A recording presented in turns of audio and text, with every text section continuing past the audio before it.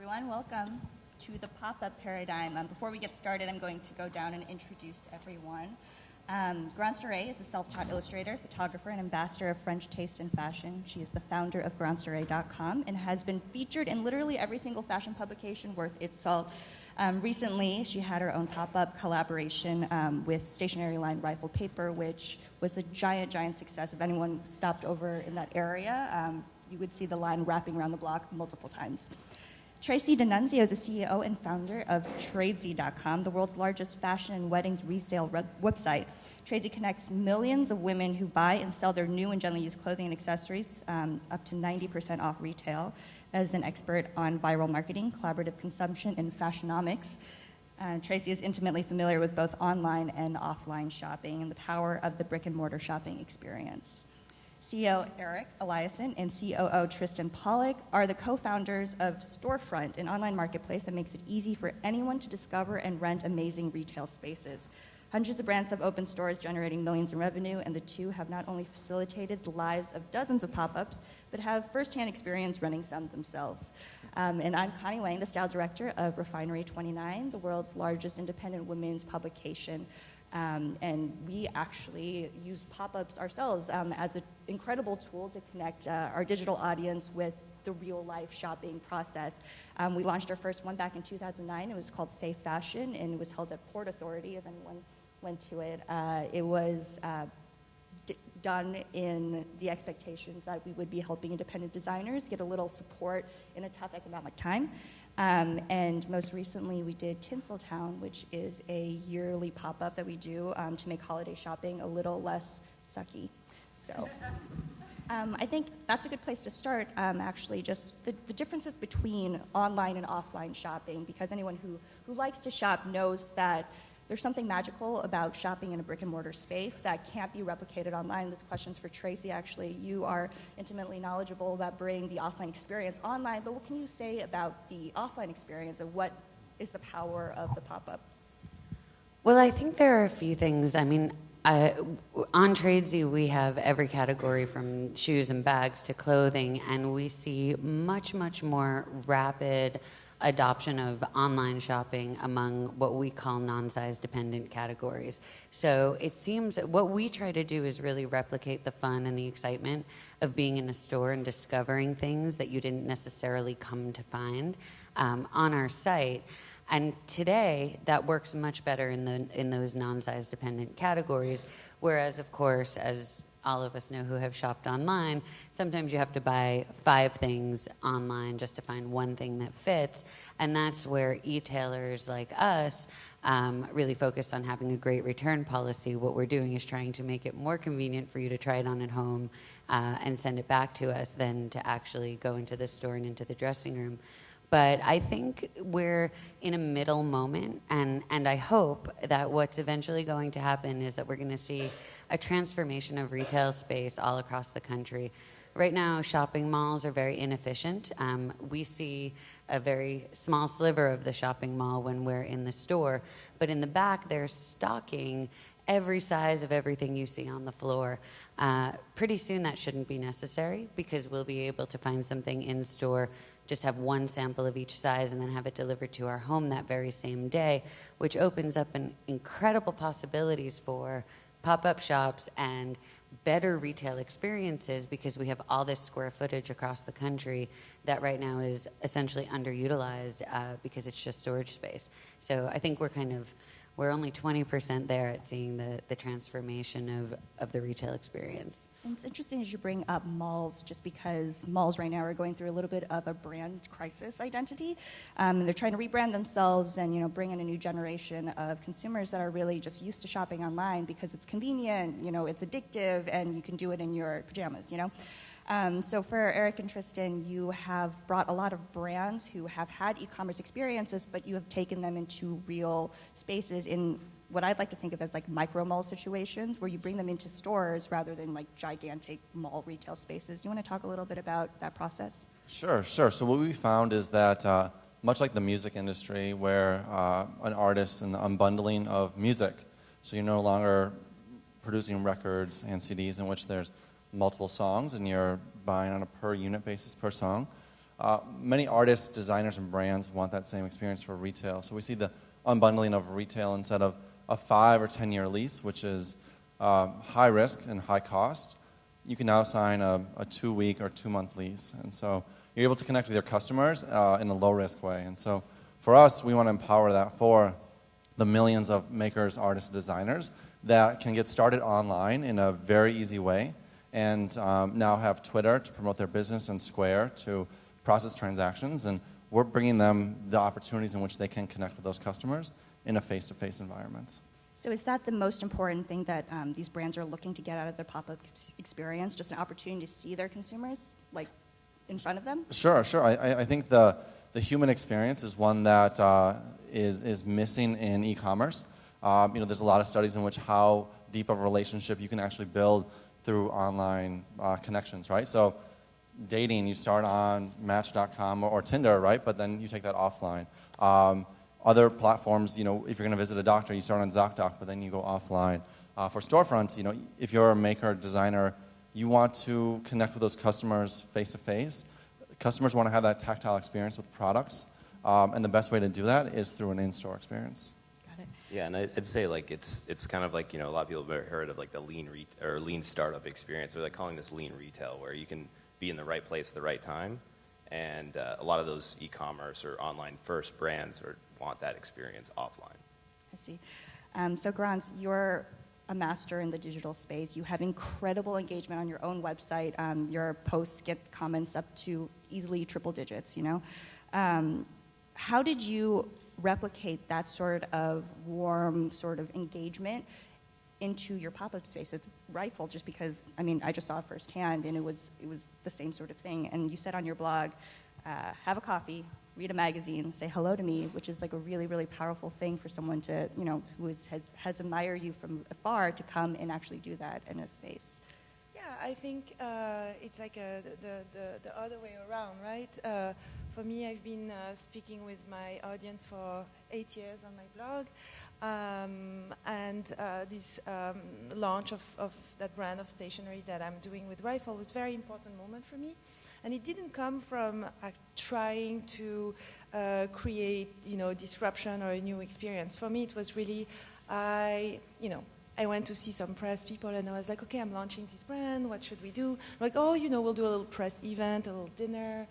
I was like, well, it doesn't sound right to me, because what I want is actually to present it to my readers that have been following me for a long time. So why don't we create that space and for a few days where people can come and meet me? And I've always dreamed about opening the doors of where we work, our studio, because it's a really important place for us. I have 6 employees right now, and that's just what I wanted to do. And I think I didn't want to create just a come and shop experience. I thought, that's not what I do. That's never what I've been doing. And I don't think I personally like to just go to a store and just buy. I don't do it anymore. Shopping for me is very draining. I'd rather go, it really is. I just don't go out anymore to do it. Just because, trying on clothes, I don't know, the experience has changed, and I think we're getting used to shopping so much faster and so much efficiently. So I thought, I have to bring something different. And I didn't think of just doing the pop-up, but it was a lot of events. So we ended up doing it for 2 days. At the beginning, I wanted to do a week, but I also wanted to be there all the time. So people told me, okay, think about it. So we ended up doing 2 days, but every day there was a conference that I was animating. So people would come at that moment and shop at the same time. There was, we had experiences, it was about stationery, so we had a calligrapher come for people to sign what people were buying, the cards and things. And there was a lot of things like that, which I think people didn't think, oh, I'm going to go and buy things. They were like, I'm going to have that great experience. And I think it's something you can only do when it's a pop-up, because obviously, you can't have animation like, stuff like that going on in the store for all year long. So that's why I think it was an amazing experience. And yeah, it was very successful. We sold out after a day and a half of everything we've brought. And there was a lot. That's incredible. It's interesting because you also sell the collaboration online, right? I do, yeah. Yeah, and so this was a in tandem sort of situation that you were bringing to your readers. You could either go in person or you could buy it online, but for you, having an in-person sort of event was just powerful because it created a multi-dimensional. Absolutely. I think of for me, experience. launching a brand is not so much in the beginning how much I'm going to sell. It's really about creating that relationship. I want people to feel strongly connected to the brand, and that's really what I was creating. I really didn't think so much in matter of sales. Obviously, my partners did, so they brought some products and things, but I think that's why I was saying for me, it's a little bit backwards. I thought more about the engagement and having really people understand what I was doing, and so that's how I went about it. I think some of the most successful startups are news events, because they don't last for a very long time. There needs to be some sort of hype around it. How do you change a pop-up from just a straight, it's in store for this amount of time, to become an entire event that people will write about, people will be engaged in, and people will want to actually come and shop? Yeah, well, I mean, it's everything that we were just talking about. It's that experience that, and I think that's a really good comparison, actually, because it's like, what makes a news event timely? It's urgency. It's like all those things that you need to encompass in this short-term retail store. So I think it's everything down from these different experiences that include events at the, workshops, bringing in, could be performance art. It really depends on everyone's specific brand, but there's a lot of those things that make it very special for the people that are there for it. Like we did a store here for Indochino. It's a men's custom suit company. So in 2 weeks, you can get a suit tailored to you exactly your dimensions. But a lot of men wanted to come in person and actually have like a professional measure them up, make sure that this is the right fit for them, those sorts of things, see the right different types of fabrics, touch them, and talk to a tailor. And so they couldn't have that experience online, no matter how good Indochino's technology was. And so being able to go in person and have that experience was like exactly what their customer needed. And being an e-commerce company, they already knew where all their customers were. All right, New York's our biggest market, then Seattle, then San Francisco, so they could go to those markets. And now they do that for the last 2 years. Every month they go to a different city and pop up offline. That's interesting. It's because, that's true. When you are an e-commerce site, you do so much research into, just where your demographics are. So to build hype around a pop-up event within your existing readership or your existing customer base is probably, it's not easy by any means, but it's a lot more easy than if you were to go into a completely new market and get a completely new customer. Do you have any insights about just like ways to successfully create like a marketing campaign around something that's very new, especially for younger brands who don't necessarily have the kind of money and the resources and support to hire performance artists, or to create like an open bar or something like that? Sure. So for us, it's really about, on our platform, it's about finding the best spaces that on their own will present, press opportunities for the brands that are setting up stores there. So whether that's Grand Central Terminal or other spaces that are historic and known and the press is interested in the events associated with those spaces, that's a great starting point. But we've also found some younger designers, right, where they're online, maybe they've done a few trade shows, but they haven't done any retail shops themselves. A great way for them to get started and even lower that risk further is through a group collaboration, whether it's 2 or 3 designers doing a trunk show for 2 weeks. That collaboration not only reaches more customers in that regard, but it also lowers the risk for them. So we see that as an even easier way to get started and test the waters of retail. So Tracy, you've brought consignment online, which is a really interesting sort of thing because people haven't really thought about the ease or the convenience of being able to do that. It just seems sort of like in the future someday we'll be able to do something like that, but you've made it happen. Are there any other untapped spheres you see in the e-commerce landscape that can be brought back to an offline experience or even vice versa? Well, I think for me, the fascinating part about building a peer-to-peer marketplace, a peer-to-peer network, was partially it was really a desire to connect women and give them a way to afford the things that they wanted and kind of connect their closets in a cloud closet, if you will. But what's really exciting to me, and it kind of goes with this whole pop-up concept, is just that with the power of connectivity that we have today, everyone can become a news source, a merchant. So before we had Twitter, we all got our news from, the same essentially 10 giant corporate sources filtering down news to us. And before we had Airbnb, when we traveled, we looked into staying in a certain number of hotels, and those were our choices. Not dissimilarly, for women and men, we're marketed to fashion trends change. We're frequently kind of changing what we wear and the things that we want. And we used to have to all march in tandem to the mall and empty our wallets and come home with our goods. But today we can all be boutiques. So in many ways, we are our own pop-up shops. And we've had women on Tradesy. Some women use it to buy and sell when they feel like it, and others use it as a way to actually build a brand around the kind of closet they build, create a following, and from there, we're only 18 months old, but just to give you an idea of the power of networks, we have $250 million in inventory on the site today. So if you think about that compared with a retail or even a regular e-commerce site, and how a site like that accumulates inventory, our power of distribution and growth, because it's peer-to-peer, is pretty phenomenal. And people can become their own pop-up shops and actually grow their own businesses and brands on our site. So I think we're just seeing this overall trend of, and I'm not sure I totally answered your question, but I hope it was interesting anyway, that everyone can kind of become a news source, a merchant, a boutique, and that's a very powerful concept when you really digest it. I really want to get back to what you brought up about boutique shopping, because some people really love shopping in a boutique sort of environment, and some people really prefer the anonymity of, shopping in a gigantic mall, for instance, or, shopping online, taking to the extreme. And just for maybe you and Garance, what about a boutique experience is more special, or I don't want to say archaic, but like more old school than how shopping brick and mortar stores have become today, and why is that so valuable, and why is that something that pop-up stores want to replicate? Well, I think if you go into a lot of things in our lives have become chains, right? So I travel a lot, and I can go to a Nordstrom or Bloomingdale's in any city and see the same exact merchandise, and then walk out onto the street and see the same bags and shoes on women everywhere.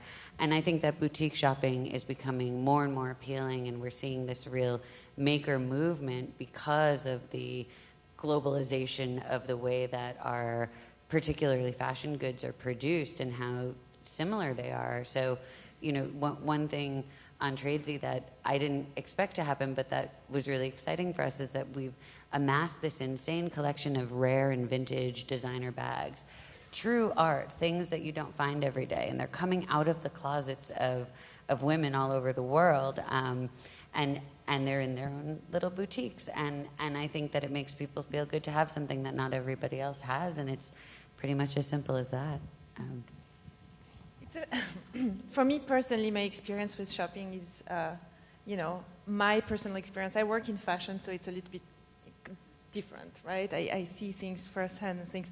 I think for my readers, one interesting thing that we've seen lately is we work a lot with affiliates. I don't know if you work with affiliates as well. And people shop directly through my blog. So basically I will post a photo of a beautiful woman wearing something amazing, and through the link, I can direct to any website, and I will get a commission on it. And so that's a great way for us to track how people shop now. And I think it's what you were saying about, the power of recommendation, and that's also how I buy. If I see someone wearing something else, want to click and buy right away. So I think this also is something that totally changes the way we shop. It's difficult today to go in a store and have an image of what you're going to wear. So I think that's interesting, and I think that's also why, for me, the experience of the pop-up is something that is more about connecting, because my shopping is really done totally differently, and my readers as well. They really shop through our blog. They shop online. They're used to sending back stuff. I think it's not so much a problem anymore, but what they want when they come to a boutique is something that's, you know, maybe specially catered for them, catered, how do you say? Yeah, or you know, or the experience of connecting. Like my favorite store in the world is Colette in Paris. It's not because it's like that, you know, like super high place. It's just because the selection is so different than anywhere else. There's so much of things that I didn't think about, and I think it's that, you know, getting, as you said, in somebody else's brain almost, like, you know, everything they love and they put out there for you. So yeah, Curation. No, curation. That idea of curation is kind of can be a really intimidating one for a lot of brands. Just after dealing with so many, like hundreds of different retailers, have you, Tristan and Eric, had any learnings about the kinds of products that sell really well in a pop-up environment, the time span that a pop-up should be, sort of those like finicky little details which, you know, separates a successful one from an unsuccessful one? Yeah, I mean, definitely fashion is one of our largest categories, but it's anything that really people need, like just like the Indochino experience, something where you want to be able to touch, feel, talk to someone about. So we've even seen some interesting experiences where someone's like demoing their app and they want to be during, you know, our Oracle Open World happens in San Francisco and there's 50,000 people that come into the city. Well, they can go to a street right next to, right off the conference and show all these tech folks, here's exactly how our service or product works. So it doesn't always have to be a product. It can be something that's a service or that you want to be able to explain and get customer feedback and things like that as well. Yeah, I think it's well documented, the apertures in which consumers shop, whether that's online or in store, and many of these brands are setting up these stores around different events that consumers are, you know, purchasing certain types of products are top of mind, whether that's Fashion Week or, you know, I guess, Oracle Open World. Many people aren't buying fashion products, but, you know, Christmas or other well-documented events in which merchandise can be designed for and planned for is what a lot of these brands are doing with their 2-week or 2-month stores. So, would you say the shorter the lifespan of a pop-up, the better, or, you know, what's the maximum length of a pop-up where? Sure. So people we've forget seen, about it? you know, anything from a few hours. Here in New York or in Tokyo, you can set up a store for 6 hours and have an incredible impact on your brand. Anywhere up to 6 months. But for us, it's, you know, our sweet spot is connecting great products with great spaces. And we've seen a 1 to 7 multiple in terms of on our platform. So if a brand spends $1 renting a space, on average they'll generate $7 in sales revenue, which is fantastic and, you know, beats traditional retail. And so I think that's a function of you're able to be better targeted and it's lower risk because you're not renting space in, if you're, you know, a fashion brand, in the middle of summer when no one's buying that type of product. And so to the extent we can continue to focus on great spaces and great products, I think that will increase and more brands will be successful in this concept. I think also it's about what you want to say. I think, you know, it's really about how, like, for me, obviously the pop-up was a way to get a lot of press. I didn't, as I said, you know, I didn't think, oh, we're going to sell so much. I don't come from retail, so it was very, but I think, you know, it would have been successful even if we had nothing to sell. I think the pop-up experience is not just like a retail. And I think also for me, if it had gone for too long, I think it was cool to see all these people meet together. And you can't have that if you do it for 2 weeks, you know. And I think it's also, if you do it too long, you can't create so many events and create that energy. So I think it's really deciding in the beginning what exactly you want. Is it meeting with, you know, some of your customers that actually already buy online and maybe don't need to come and buy in the store? And then in that sense, you know, you can make the experience better for just like meeting with them, making them understand your products. So I think it's really like deciding what you want and then making your pop-up around that. And I don't think that you need a lot of money to have events in there. I think when people come from, you know, they just want to have small interactions where they feel special. That's why I think workshops are great. You don't need to have like a big performance or something like that, but little things where they feel like they can connect.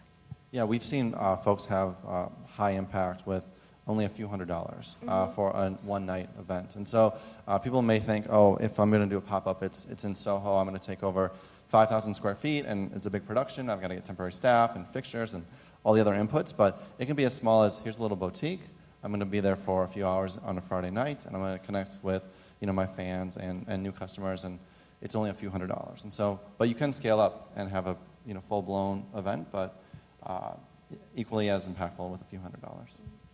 Yeah, I don't have experience with doing physical pop-up shops yet. We might.